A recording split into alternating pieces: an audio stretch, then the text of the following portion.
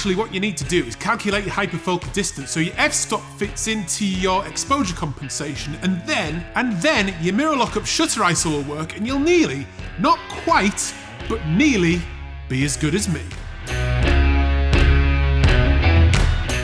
Hello there, even if this is the very first day of your photography hobby, you've probably already come across phrases like that, and it's then followed by thousands of articles and videos and Facebook groups, all desperate to tell you exactly what they mean. To some extent this is great, but it soon gets noisy, and before too long we can become overwhelmed trying to understand which bit of advice to actually listen to. So in this video we're going to look at 5 of the worst bits of photography advice that you can receive, and I'll try and leave you with a sense of positivity. Like many of you, over the last few weeks I've been watching the news, and it's left me feeling perplexed and helpless with everything that's going on, at the same time as trying to still earn a living and look after my family. The other day though, I did get excited about the return of some sport, particularly Formula 1, which I love. And I then went down a bit of a Twitter rabbit hole, which led me to a post that was made by Lewis Hamilton, who I think is one of the greatest champions that this country has ever created. Now, despite the crazy extremes of right and left that distract us, if you're in any doubt as to whether racism really exists, just take a look at anything that Lewis Hamilton posts and go into the replies briefly. And it's just really actually very unpleasant. I just hope he doesn't spend any time looking at them. On this recent post, there were quite a few comments that said exactly the same thing, and that was, Lewis, just stick to driving. This is extremely frustrating to me because what they're essentially saying is stay in your lane.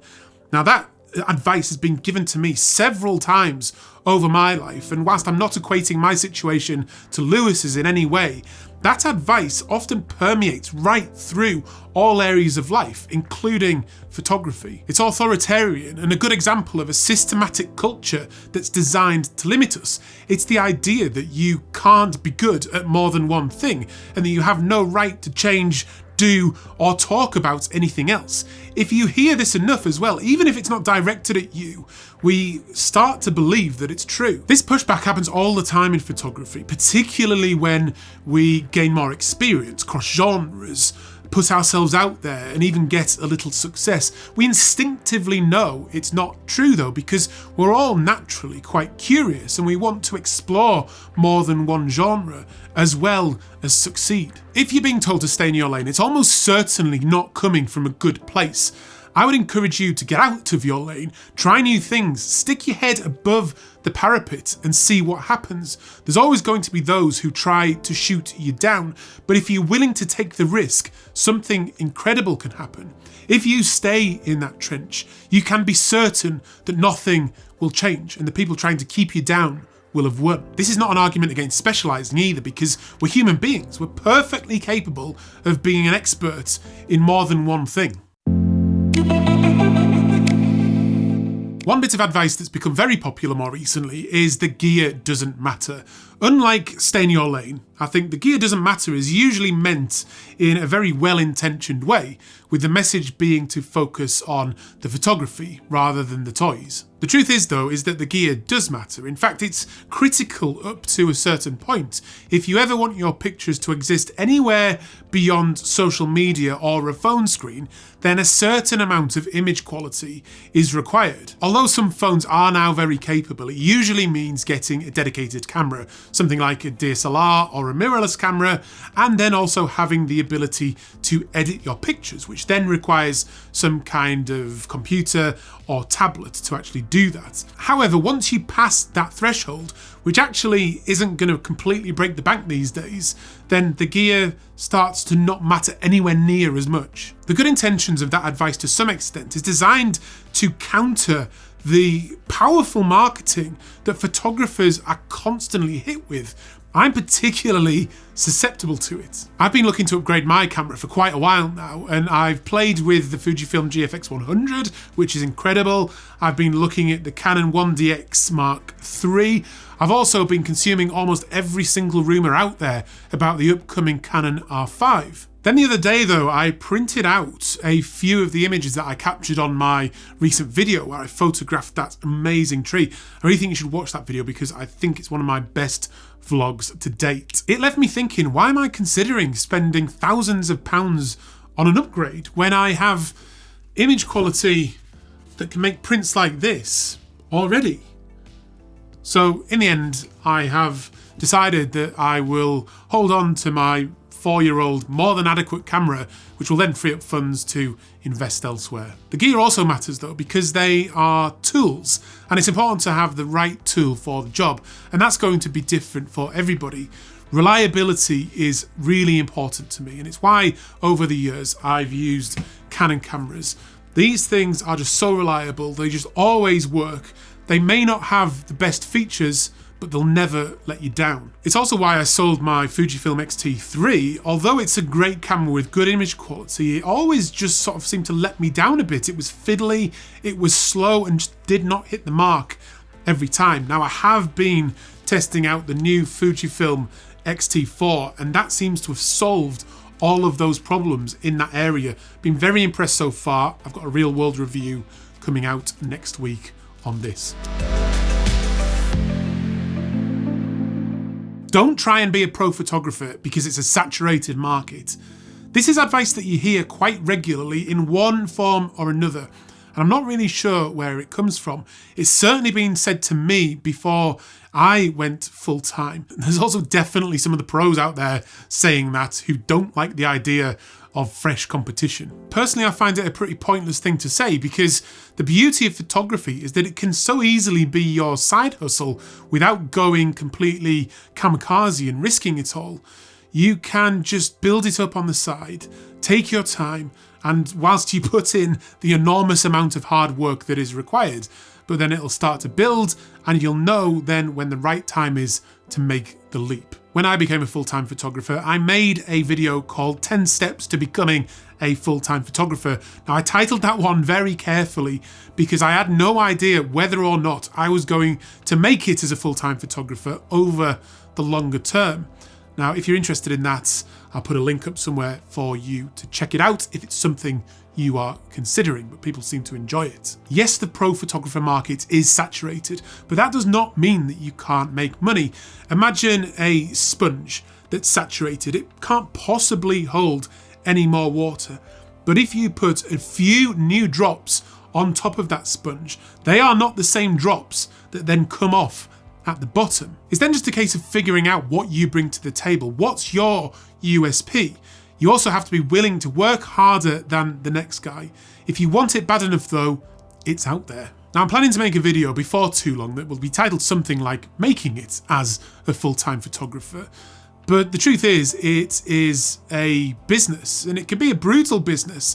And the current situation that we find ourselves in, where we are in potentially the biggest recession of all time, the photography businesses that survive this period, I guess, will be a model for how things will work in the future. Staying in your lane could prove to be fatal, where I think diversity is going to be the key. We'll have to wait and see. You must use tripods and filters to be a proper photographer. Now I've grouped these two together because they're very applicable to landscape photographers, and it's never happened to me, but I've heard so many stories of people going into the field, getting set up with their cameras, and then another person coming along and questioning their validity as a photographer based on the gear they're using. It's an absolute nonsense. Now let's start with tripods. I use a tripod on almost all of my landscape shoots, but the other week on the vlog I did, I captured this handheld image of cotton grass, and it made me question how much we actually need a tripod these days.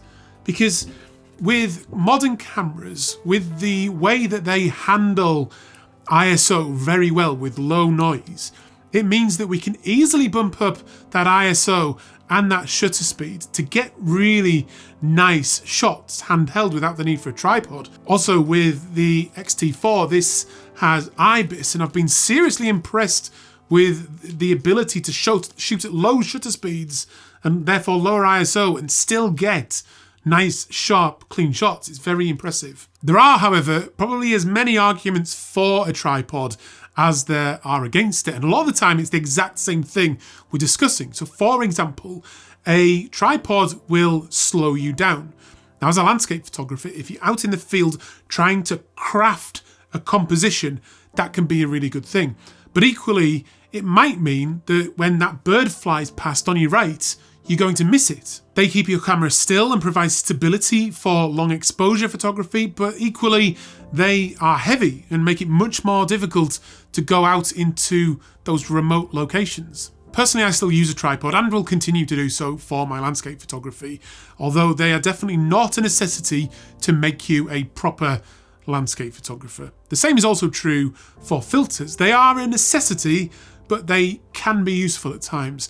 I reckon I only use filters on about 20 to 30% of the images that I take. And that's usually just using a solid ND for those long exposures. Tripods and filters are not a necessity, but they are relatively cheap to buy these days. If I was only able to maybe upgrade one of them though, I'd probably put the extra money into the tripod, because cheaper filters are very effective these days. The more expensive ones are possibly better built, more robust, even maybe easier to use, but they're not necessarily going to improve image quality over the more affordable ones. If you hear the word "actually" at the start of any sentence, you know that you are about to be schooled whether you like it or not. You go to any photography forum or place where photographers gather together, and there'll certainly be someone saying something like, "Actually, you should..." Now, we've probably all been guilty of this at some point, and usually it can be well-intentioned. But if it's said in front of a group of people, then I suspect a lot of the time that thing is just being said for the person actually saying it, to show off what their knowledge is to that group. And depending on what they say, it just lands somewhere within a spectrum of annoying behaviour that isn't very helpful. You should only shoot in manual. You should only shoot in RAW. You should shoot wide open at all times. You should only use the viewfinder. You should shoot in film. You should use Capture One, not Lightroom. Adobe's rubbish. The list goes on, and the accuracy of the statement is not really the point. Everybody's different, and telling people what to do very rarely works. I've always found it much better to share your experience, be an example, and try to inspire a change. As we enter this new look world, it's a great opportunity to make a change, get out of our lane, point our camera the other way, and see where our photography and our life takes us.